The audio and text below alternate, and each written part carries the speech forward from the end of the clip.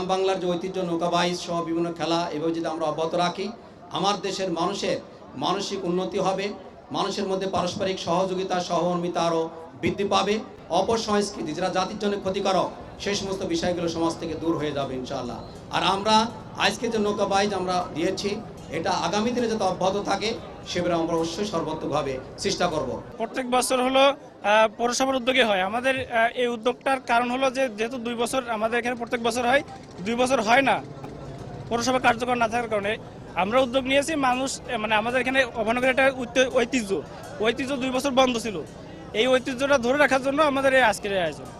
এটা হলো আমাদের উদ্দেশ্য, মানুষকে যাতে বিনোদনের ভিতরে রাখা যায়, এটা হলো আমাদের উদ্দেশ্য। গ্রাম বাংলার ঐতিহ্যবাহী নৌকাবাইজ একটা সৌন্দর্য বহন করে, পাশাপাশি আনন্দমুখর হয়ে ওঠে নদীর দুই পার।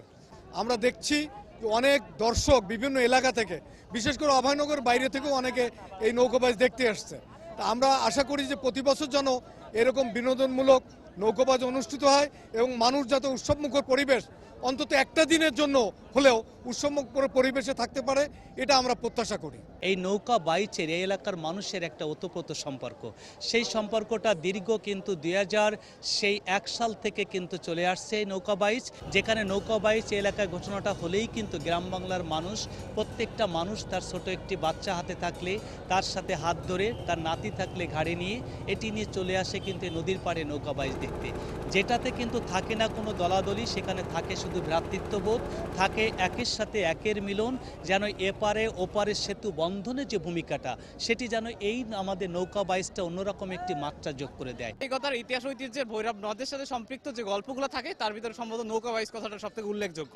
5 আগস্টে পূর্ববর্তী সময়ে বেশ কয়েকবার বেশ বড়সড় আয়োজন হয়েছে এবং 5 আগস্টের পরে আমরা ভেবেছিলাম নানান ব্যস্ততা, নানান প্রতিকূলতা, নানান না পাওয়ার গল্পে হয়তো এমন কিছু আমরা মিস করেই যাব।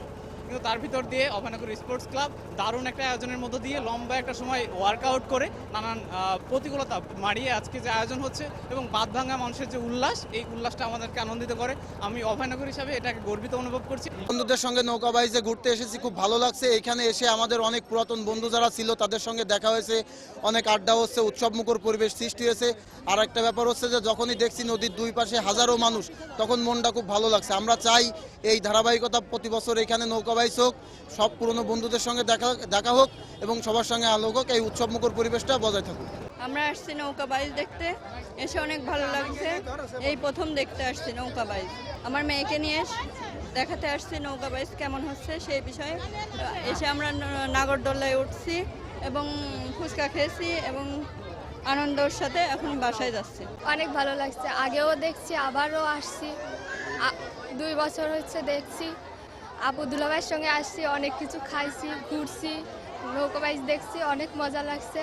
আমি চাইবো আবার যেন এরকম অনুষ্ঠান হয়, আমি আবার আসতে পারি, মজা করতে পারি। আমরা আজ থেকে 30 বছর আগে থেকে নৌকা বাই, আমরা অনেক জায়গায় ফার্স্ট হয়েছি। আমাদের নাম হচ্ছে জয়মা কালী, বন্ডাবাড়ি, টুঙ্গিপাড়া। আমরা এই জায়গা অভয়নগর জনগণদের আনন্দ দিয়ে খুবই মজা পাইছি এবং আমাদেরও খুব ভালো লাগছে। আমরা প্রতি বছর যেন এই অভয়নগরবাসীদের আনন্দ দিতে পারি, আপনারা দোয়া করবেন।